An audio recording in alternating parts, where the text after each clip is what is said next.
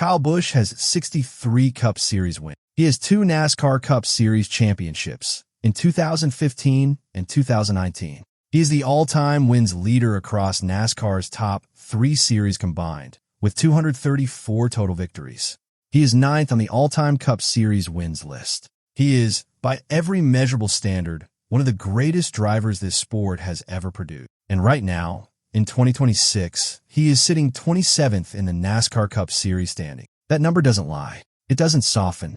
It just sits there, brutal and undeniable, next to a name that was once synonymous with dominance. This is the story of how one of NASCAR's all-time legends found himself fighting for relevance, battling his own body, sparring publicly with a former teammate, losing his crew chief mid-season, and somehow still showing up every single weekend refusing to quit. This is everything that has gone wrong for Kyle Busch in 2026, and whether any of it can be fixed before time runs out completely. When Kyle Busch arrived at Daytona International Speedway in February 2026, there was genuine reason for optimism. He had a new crew chief in Jim Pullman, who had just come off winning the 2024 NASCAR O'Reilly Auto Parts Series Championship with Justin Allgaier at JR Motorsports. The pairing was considered one of the most promising storylines heading into the new season. Then came qualifying. Kyle Busch posted the fastest lap in single-car qualifying and won the pole position for the 68th annual Daytona 500, his first ever Daytona 500 pole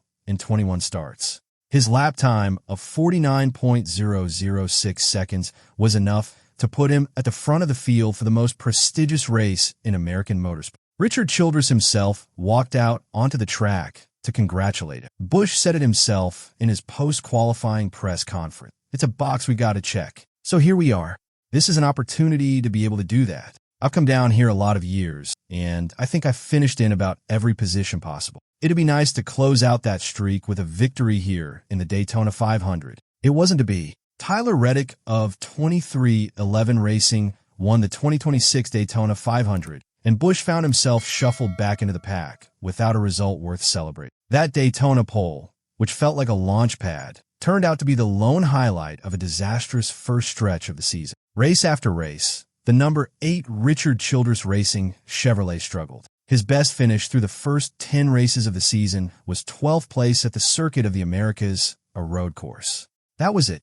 That was the highlight. A 12th place. Then came Bristol Motor Speedway, where Busch spun after a run-in with Riley Herbst on lap 313. The car got loose, the momentum evaporated, and over the team radio, his own crew chief felt compelled to say, "I know you're frustrated." When a crew chief has to transmit those words to a 2-time champion mid-race, it signals something deeper than a bad day. It signals a breakdown in rhythm, in confidence, in the fundamental connection between a driver and his equipment. And then came Kansas Speedway, and things got genuinely catastrophic. Kyle Busch finished 4 laps down in a season-worst 35th place at Kansas Speedway, prolonging his free fall to 27th in the Cup Series stand. 4 laps down, at a track where he has historically been competitive. The number 8 team had recorded 0 top 5 finishes, only 1 top 10, a second-worst average finish of 22.1, a worst-ever adjusted points plus index of 63, and a career-low average driver rating of 58.0 through those first 10 races. These were not the numbers of a driver in a slump. These were the numbers of a program in free fall. Into that vacuum of poor results stepped Denny Hamlin, Busch's former teammate of 15 seasons at Joe Gibbs Racing.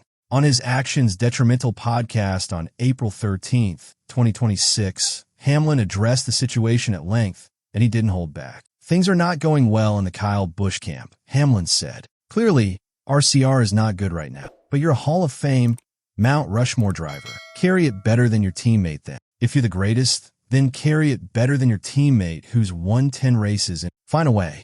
I think that's what he should be able to do, but it's not happening. It's time to be honest about what's going on. I think he's searching. I think that he doesn't know how to get the speed out of the next-gen car on a consistent basis. Hamlin also addressed Busch's future directly. "If you're expecting Kyle Busch to just go back to victory lane on a regular basis, you're kidding yourselves, and you're going to be very disappointed. I just think that until we change cars or something changes, something has to change. I don't know what." He did couch his remarks. He called Busch a Hall of Fame Mount Rushmore driver and acknowledged, "Man, I hate seeing it because Kyle is a competitor who hates losing. He even added that he can't hold the guy's helmet talent-wise. But the message was clear. Hamlin believed the decline was real, it was documented, and pretending otherwise wasn't helping anyone. Busch heard all of it, and he responded at Kansas before Saturday's practice with characteristic directness. If Denny wants to switch cars, I'll switch cars with him any day of the week, anytime. I would love for him to show me that he can carry it better than I can. In this instance, I don't feel like Denny Hamlin even knows what he's talking about. He can bash me all he wants, and I can certainly make his life hell. He then backed that up on the track. In the closing laps of the Advent Health 400 at Kansas, Busch was running last in the 37-car field for laps down. When Hamlin approached to put him another lap down, Busch fought him side by side for nearly a full lap instead of yielding. His own spotter, Derek Nealand, came over the radio.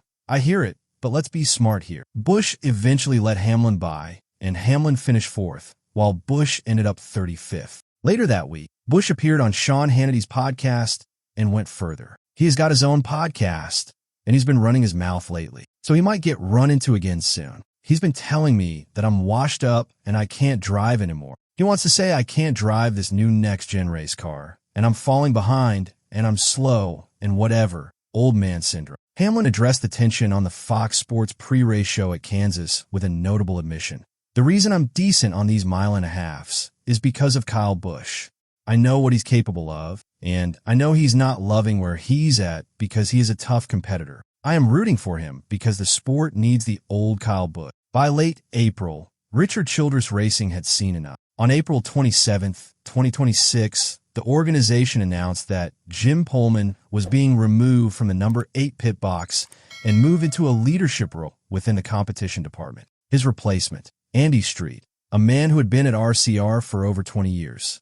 Richard Childress himself framed the move carefully. "This move is about putting our people in the best position to succeed. We have strong talent across this organization, and we're focused on having each person in the right position to help deliver the results we expect." Andy Street is not a household name to casual NASCAR fans, but inside RCR, he is a deeply respected figure. He joined the organization in 2003 after an interview at Thanksgiving 2002 while still a student at the University of North Carolina at Charlotte. He worked in engineering, research and development, and fabrication. He spent time on Kevin Harvick's number 29 team as an engineer from 2006 onward. He left briefly in 2017 to work in NHRA Pro Stock with Tanner Gray, then returned to RCR in 2008. He eventually served as crew chief for Austin Hill and the number 21 Chevrolet in the O'Reilly Auto Parts Series, winning 10 races together and earning a 2024 championship for appearance. Critically, Street had already worked with Busch for the final 5 races of the 2025 season after Randall Burnett departed for Trackhouse Racing. In those 5 races, Busch posted a best finish of 5th at Phoenix Raceway. The familiarity was already there. Busch described the crew chief situation bluntly. "We're not where we need to be. There's got to be a change somewhere." He also acknowledged what the standings communicated on their own. The writing is in the points standing. Street himself was candid about what he brought to the table and what he didn't. "I can't tell you that there's one thing that I did anything different than the previous guy, or even Randall when he was on the program, or Jim. I mean, I've got a ton of respect for Randall and Jim, but I can't pinpoint anything other than the fact that I've just worked with him, and I kind of understand what he needs a little bit better, maybe, than others." The early returns were encouraging. Busch posted competitive runs at Texas Motor Speedway and at Watkins Glen International, the first back-to-back signs of life the number 8 team had shown all season. Then came Watkins Glen on May 10th, 2026, in a moment that stopped the entire NASCAR community. With 38 laps to go in the Go Bowling at the Glen, Kyle Busch came over the team radio with an unusual request. "Can somebody try to find Bill Heisel? He's the Kinder Doctor guy. Tell him I need him after the race, please," Busch said. The team asked where he wanted the doctor to meet him. Busch responded simply, "Bus. I'm going to need a shot."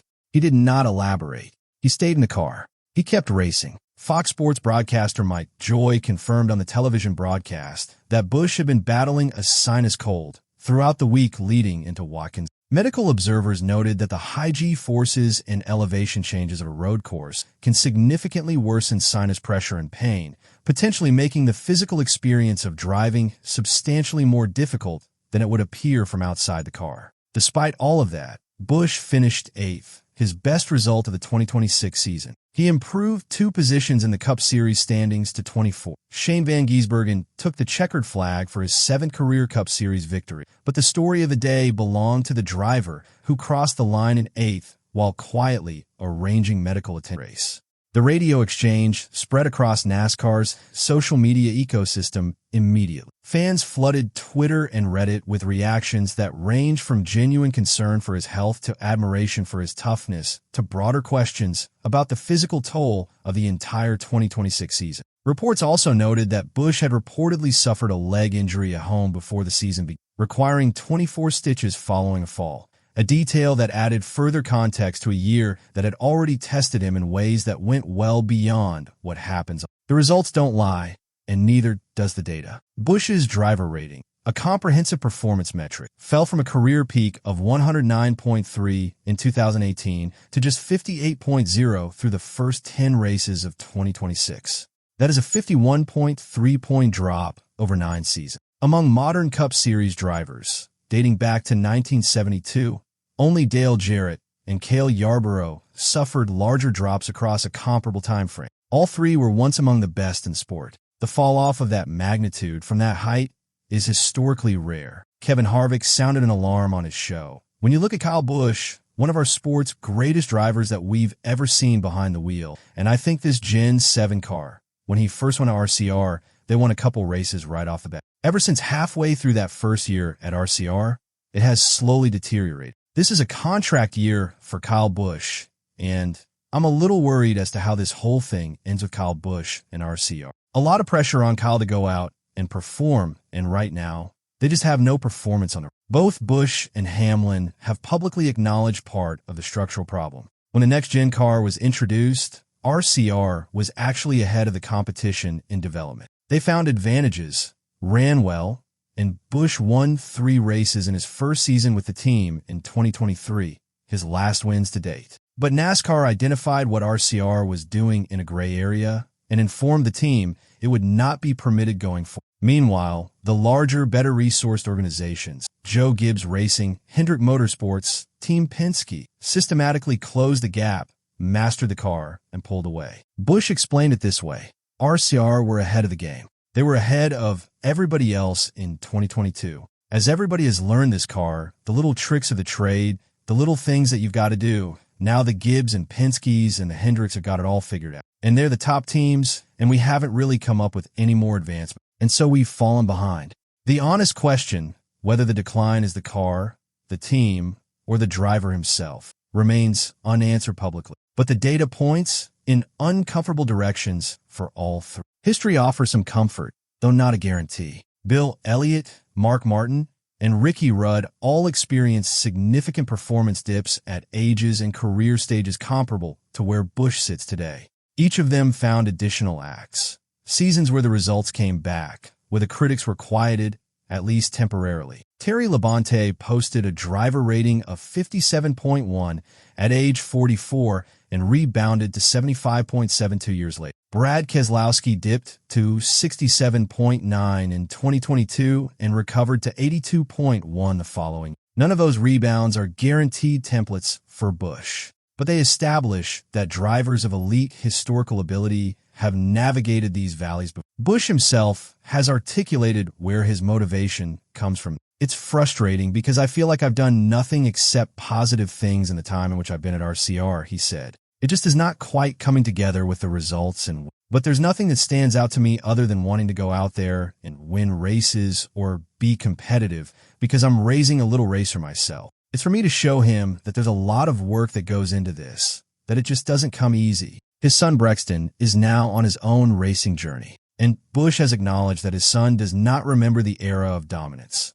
The multi-win seasons, the championships, the years when Rowdy was untouchable. Brexton doesn't really remember the days of me being out there, winning all the time, Busch admitted. So trust me, this is my life, our life, everything we've known, and now another generation is. Dale Earnhardt Jr. weighed in on the Dale Jr. Download podcast with a prediction that cut through the noise. My guess, if I had to predict what ends up happening, Kyle Busch ends up getting an opportunity that gets him back toward the front of the field. I just got a weird feeling he's going to end up at Spire for some. I think that he ends up getting in a decent car before it's all said and done. He's not going to drive cars that are underperforming for the rest of his career. He's going to get in something. He's going to find his way back to the front. He's going to have a couple moments of, all right, I still can do this, proving it to himself and the rest of the world that he's as good as he's always been or as talented as he's always been. Spire Motorsports makes sense as a landing spot on multiple levels. Busch has an existing relationship with co-owner Jeff Dickerson.